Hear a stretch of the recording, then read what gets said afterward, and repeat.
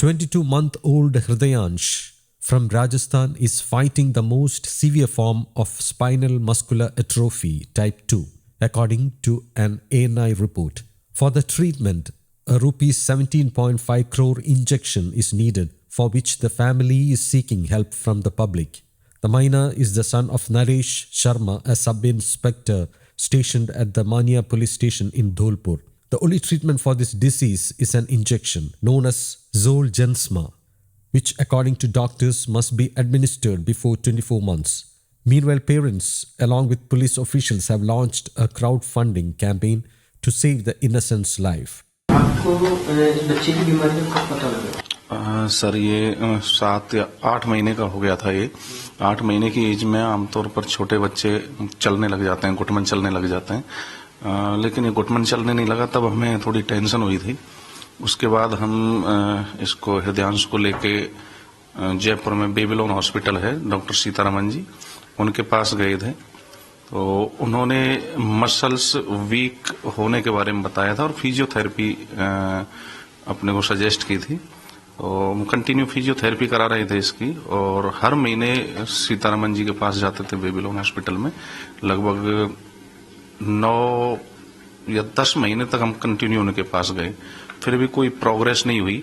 तब बाद में मैं डॉक्टर शरद शर्मा जी हैं, पीडियाट्रिक न्यूरो, फोर्टिस हॉस्पिटल, वहां लेके गया। उन्होंने सबसे पहले इसका जेनेटिक टेस्ट करवाया था हृदयांश का, और उसकी रिपोर्ट 7-8 दिन बाद आई थी। तब हमें इसकी ये बीमारी के बारे में मालूम हुआ था। उसके बाद में डॉक्टर शरद शर्मा जी ने हमें प्रियांशु माथुर जी के बारे में सजेस्ट किया था, जेनेटिक के डॉक्टर हैं, उनके पास गए। प्रियांशु माथुर जी के अंडर में ही अभी इनका ट्रीटमेंट चल रहा है हृदयांश का। और प्रियांशु माथुर जी ने जोलजेंस्मा इंजेक्शन वो सजेस्ट किया है, जिसकी कीमत लगभग 17-17.5 करोड़ रुपए है, जो हमारी पहुंच के बाहर है। और उसी के लिए प्रयासरत हैं हम, क्राउड फंडिंग से, गवर्नमेंट के जरिए, और हर तरह से जैसे भी हमें मदद मिल सके वो हर संभव प्रयास कर रहे हैं, जिससे हम भी चाहते हैं आम बच्चों की तरह हमारा बच्चा भी अपने पैरों पे चले और लंबी जिंदगी जिए।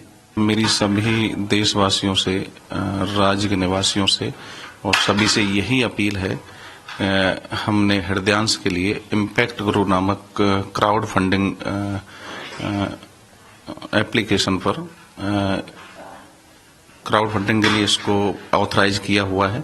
सबसे यही निवेदन है कि हमारे बच्चे को बचाने की मुहिम में आप जो भी सहयोग कर सकें, जो भी दान कर सकें, आप हमारे बच्चे के लिए दान करें। वो आपका दान हमारे बच्चे के लिए आशीर्वाद स्वरूप होगा।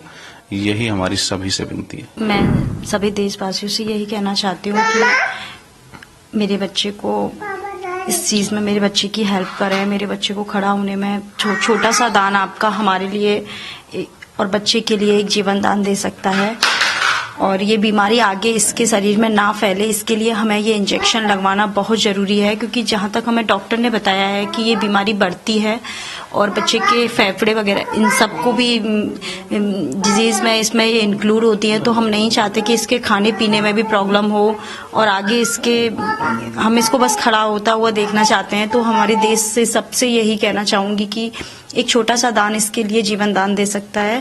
So far, over rupees 1 crore and 70 lakhs have been raised for the treatment through the campaign. Dr. Priyanshu Mathur, a senior physician at JK Lone Hospital, Jaipur, is treating Hridayansh. Hridayansh बच्चा लगभग 22 महीने का बच्चा है। इस बच्चे को जो परेशानी थी वो परेशानी थी कि इसके पाँव में ताकत कम थी।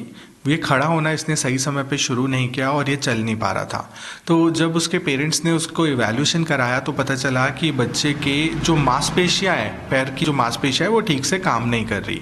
उसकी जब टेस्टिंग हुई तो उसमें स्पाइनल मस्कुलर एट्रोफी नामक एक बीमारी पाई गई, जो कि नर्व सेल्स जो हमारे स्पाइनल कॉर्ड के पास में एंटीहॉर्न सेल्स होती है उसकी कमजोरी की वजह से होता है। स्पाइनल मस्कुलर एट्रोफी के इलाज में 3 तरह की दवाइयां अब दुनिया में उपलब्ध हैं। जो उसमें पहली दवा है उसका नाम जॉलजेन SMA है। जॉलजेन SMA एक जीन बेस्ड थेरेपी है, जिसके अंदर बच्चे को जीन की जो एक नॉर्मल कॉपी होती है वो उस बच्चे के शरीर में इंट्रावीनस रूट से दी जाती है।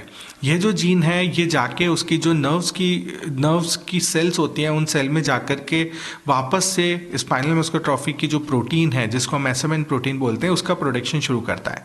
तो जीन बेस्ड थेरेपी की सबसे इंपॉर्टेंट बात यह है कि ये 2 साल से छोटे बच्चों में ही दी जाने के लिए अभी तक अप्रूव्ड है, और इसकी अनुमानित लागत जो डिफरेंट रिसोर्सेज हैं उनसे 16 से 17.5 करोड़ के बीच में देखी गई है।